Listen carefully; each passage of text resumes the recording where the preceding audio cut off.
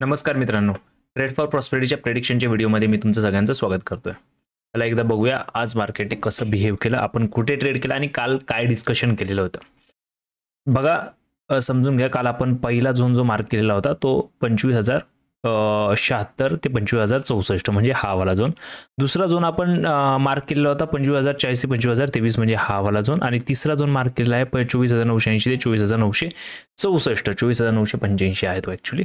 तर आपण काय एक्सपेक्ट बोललेलो काल, जर मार्केट उद्या निगेटिव्ह मोमेंटम मध्ये राहत आहे तर मार्केट काय करेल, पहिल्यांदा इथून टप्पा घेईल, नंतर इथून टप्पा घेईल, नंतर इथून टप्पा घ्यायला येईल. बरोबर आहे का नाही? याचा अर्थ आपला पहिला ट्रेड जो होता बाईंगचा तो या ठिकाणी होता, दुसरा ट्रेड बाईंगचा होता तो या ठिकाणी होता. बट याच्यामध्ये कन्फर्मेशन आपल्याला या पद्धतीचे हवे होते. बरोबर आहे की नाही? तो या ठिकाणी आपल्याला कन्फर्मेशन मिळाले म्हणजे आपला जवळपास या ठिकाणी एक सी साईडचा ट्रेड एक्झिक्यूट झालेला होता. तसं बघायला गेलं तर रिस्क एंट्री या ठिकाणी घेणं थोडंसं रिस्की होतं. का होतं? कारण 9:15 जेव्हा मार्केट ओपन होतं तेव्हा इमिडिएट एंट्री घेणं हा एक थोडासा रिस्क पार्ट असतो सगळ्यांसाठी.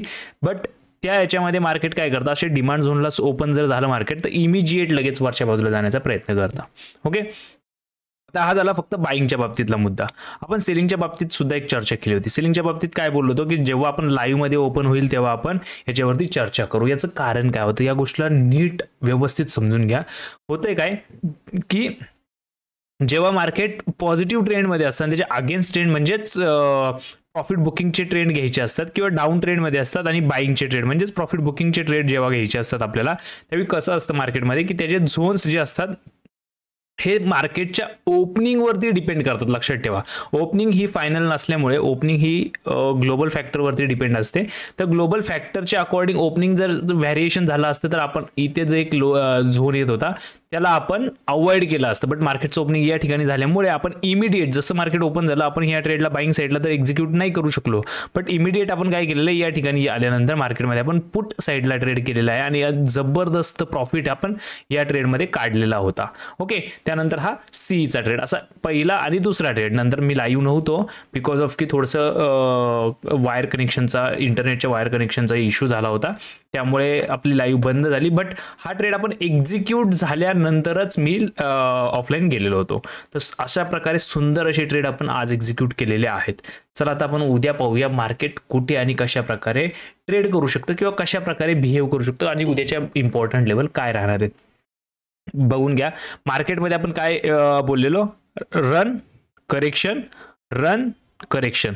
What is this? This is correction. हे आता सध्या तरी करेक्शन आहे आणि ज्यासाठी सध्या इम्पॉर्टंट लेवल कोणती बनतीये तर इम्पॉर्टंट लेवल सध्या मेजरली दिसून येते 24,964 पर्यंत, म्हणजे 24,985 पासून ते 24,965 ह्या लेवल्सवरती तुमचं लक्ष असणं खूप गरजेचं आहे. कारण या ठिकाणाहून उद्या तुम्हाला मार्केट पुन्हा एकदा अप साईडला जाताना दिसेल. जसा इथून टप्पा खाल्ला त्याच पद्धतीने मार्केट वरती जाताना दिसेल.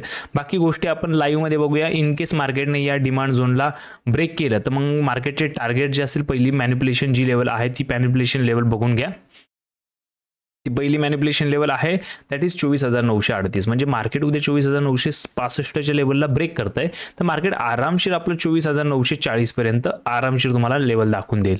ठीक आहे, दुसरी लेवल जी आपल्याला दिसून येते दॅट इज ऑलमोस्ट बघा 24,882 ते 24,867, म्हणजे हा एक एरियाच आहे. या एरियामध्ये आपल्याला ऑलमोस्ट मार्केट तुम्हाला पाहायला मिळू शकतं. आता एवढ्याच लेवल आपण बघूया. बाकी लेवल जर मार्केट ब्रेक करतंय उद्याच्याला, इफ इन केस मार्केट याला ब्रेक करतंय तर आता सध्या तरी या टार्गेटबद्दल बोलूया आणि या टार्गेटबद्दल बोलूया. बाकी गोष्टी लाईव्हमध्ये मी आहेच. तर इफ इन केस मार्केट याला ब्रेक करतंय तर मग पुढच्या टार्गेटबद्दल बोलूया आणि तिथून आपल्याला एक बाईंग साईडच्या ट्रेडबद्दल पण बघूया. आता बघा, बाईंग साईडचा जो मोठा ट्रेड असणार तो आपल्याला एक्झिक्यूट हा एक्झॅक्टली उद्याच्याला आपल्याला आपण एक्सपेक्ट करतोय की मार्केटने कुठून तरी इथून करावा. बट आपण एकदा काय करूया, याच्यासाठी एक फिबोनाची रिट्रेसमेंटची पण मदत घेऊया. आता फिबोनाची रिट्रेसमेंट मध्ये बघा मार्केटने काय केलं होतं, इथून इथेपर्यंत एक मोमेंटम केली होती, इथे थांबलेलं आहे. त्यानंतर इथून इथेपर्यंत एक मोमेंटम केली आणि मार्केट इथे थांबलेलं आहे. बरोबर की नाही? मार्केट इथे थांबले, इथे थांबलेलं आहे. त्यामुळे आपण काय करूया, दोन फिबोनाची रिट्रेसमेंट दोन पद्धतीने बघूया. म्हणजे एक रिट्रेसमेंट बघूया या स्पॉट पासून या स्पॉट पर्यंत आणि एक रिट्रेसमेंट बघूया या स्पॉट पासून या स्पॉट पर्यंत. आपली रिट्रेसमेंट च्या लेवल्स काय काय निघून येतात. पहिली तर रिट्रेसमेंट आपण मोठी रिट्रेसमेंट बघणार आहोत ज्यात मार्केटमध्ये ही झाली आणि दुसरी रिट्रेसमेंट आपण ही वाली बघणार आहोत. ओके, आता बघा याच्यामध्ये काय दिसतंय, याच्यामध्ये आपल्याला कॉमन पॉईंट कोणते दिसून येत आहेत, तर मोठ्या रिट्रेसमेंटची बघा या स्पॉटला एक मार्केटचं 0.786चं रिट्रेसमेंट आहे आणि यालाच 0.5, म्हणजे इथून एवढा झोन जो दिसतो आपल्याला एक मस्त असा एक डिमांड झोन, म्हणजे इथे डिमांड झोन पण पाहायला मिळतो आणि रिट्रेसमेंटच्या लेवल्स पण पाहायला मिळतात ॲज वेल. सगळ्यात इम्पॉर्टंट आत्तापर्यंत आपण काय बोलत आलोय, तर मोठा जो ट्रेंड आहे याच्या 0.382च्या आणि मधल्या म्हणजे मोठा ट्रेंड म्हणजे हा वाला जो की डेलीच्या टाइम फ्रेम वरती आहे आणि हा वाला जो छोट्या टाइम फ्रेम वरती आहे. तर मोठ्या टाइम फ्रेमच्या ज्या रिट्रेसमेंट आहे त्या 0.382च्या आहेत, तर छोट्या ट्रेंडच्या 0.5च्या रिट्रेसमेंट आहेत. लक्षात ठेवा, म्हणजे याचाच अर्थ मार्केटला इथून थोडासा प्रेशर हा जास्त राहणार आहे अपसाईडला, असं आपण एक्सपेक्ट करूया मार्केटमध्ये. म्हणजे इथे आल्यानंतर आपण उद्याच्याला पहिला बाईंगचा ट्रेड जो एक्झिक्यूट करणार आहोत, लक्षात ठेवा, तो म्हणजे 24,984 पासून ते 24,965 या लेवलला मी आता तिसऱ्यांदा सांगतोय. कालही मी या लेवलवरती जोर देऊन होतो आणि आजही या लेवलवरती जोर देतोय, कारण ही एक मोस्ट इम्पॉर्टंट लेवल राहणार आहे आपल्याला उद्याच्या मार्केटमध्ये ट्रेड करण्यासाठी. ओके, चला, बाईंगचे लेवल आलेले आहेत, रिट्रेसमेंट पण आपण बघितलेलं आहे. आता या रिट्रेसमेंटमध्ये मी तुम्हाला एक गोष्ट सांगतो. आता आपल्याला 0.382 आणि 0.5 या दोन रिट्रेसमेंटच्या गोष्टी समजून घ्या.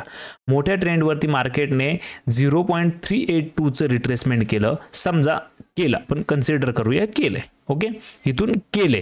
ओके, आणि छोट्या ट्रेंडवरती मार्केटने 0.50चं रिट्रेसमेंट केलं. म्हणजे काय, म्हणजे सिंपल आहे, हा जो मोठा ट्रेंड आहे, जर मार्केट 0.382चं रिट्रेसमेंट करून जातोय तर या ट्रेंडमध्ये ॲग्रेशन आहे असं आपण कन्सिडर करतो. लक्षात ठेवा, ॲग्रेशन. आणि ह्याचा ट्रेंड लाईन जी आहे, ही ट्रेंड लाईन अँगलमध्ये मोजायला गेलं तर ही 45 डिग्रीपेक्षा प्लसमध्ये निघून जाते.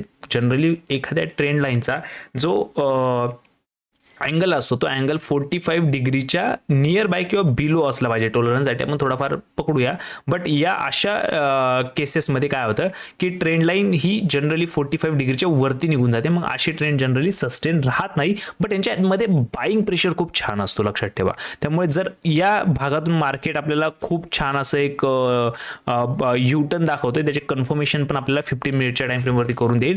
जर मार्केट तसं करतंय तर आपण काय करूया, या ठिकाणाहून आपण एक मस्तपैकी ट्रेड घेऊन जाण्याचा प्रयत्न करूया. उद्या याला आयडेंटिफाय करूयाच, इथे नक्कीच करूया. आणि दुसरा ट्रेड जो आहे याला आयडेंटिफाय करूया. आता राहिला विषय सेलिंगचा. सेलिंगच्या ट्रेडवरती येऊया, कारण आपण बाईंगचे ट्रेड तर बघितलेले आहे. सेलिंग कुठे करायचे, आता सध्या मार्केट हे प्रेशरमध्ये दिसते, प्रॉफिट बुकिंगमध्ये दिसते. ओके, तर लक्षात घ्या, मला आता सध्या जो इम्पॉर्टंट लेवल दिसतीये, जर मी इथे येतो तर ही लेवल आता आपण काढून टाकू. याचा काय आपल्याला जास्त उपयोग नाही, याला थोडंसं मॉडिफाईड करेल मी.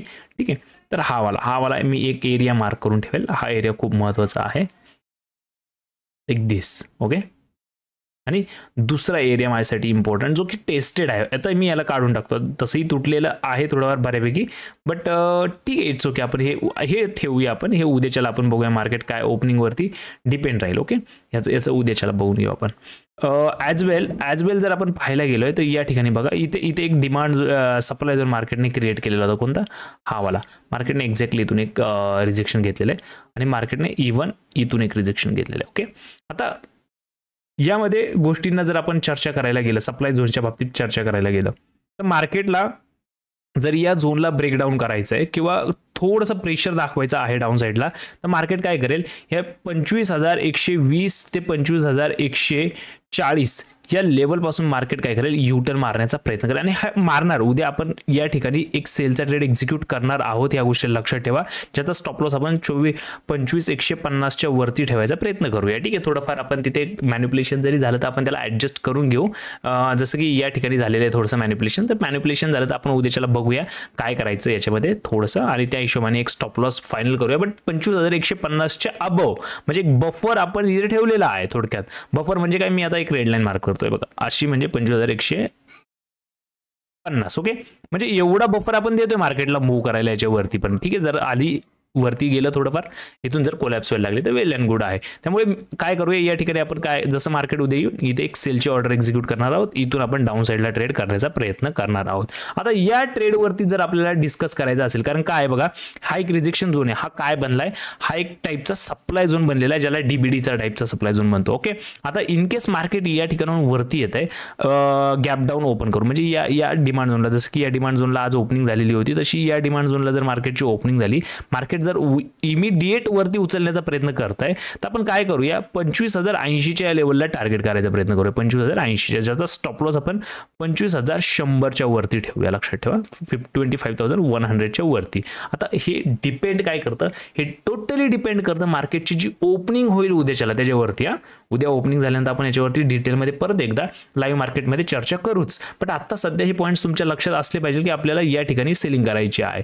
तर काय करूया आपण, जसं मार्केटचं ओपनिंग या भागात होईल आणि मार्केट वरती उठताना दिसेल, तर या डीबीडीच्या सप्लाय झोन मधून आपण एकदा सेलिंगला बसण्याचा प्रयत्न करू आणि इथून स्टॉप लॉस 25,100च्या वरच्या बाजूला ठेवायचा प्रयत्न करू आणि इथून मार्केटला आपण डाऊन साईडला ट्रेड करायचा प्रयत्न करू. ठीक आहे, होप तुम्हाला गाईज या गोष्टी समजल्या असतील. आपण सेलिंगच्या लेवल्सला कुठे टार्गेट करतोय, बाईंगच्या लेवल्सला कुठे टार्गेट करतो, आणि या लेवल्स आपण उद्याच्याला लाईव्हमध्ये प्रॅक्टिकली टेस्ट करणार आहोत. जसं आज आपण जो ट्रेड प्रॉफिटमध्ये काढला, सेम उद्याचा ट्रेड पण आपला प्रयत्न राहील की प्रॉफिटमध्ये काढायचा.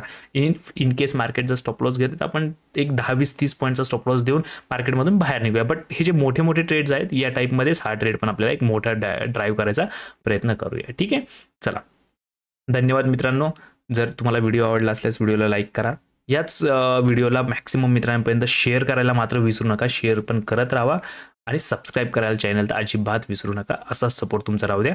धन्यवाद मित्रांनो, बाय बाय.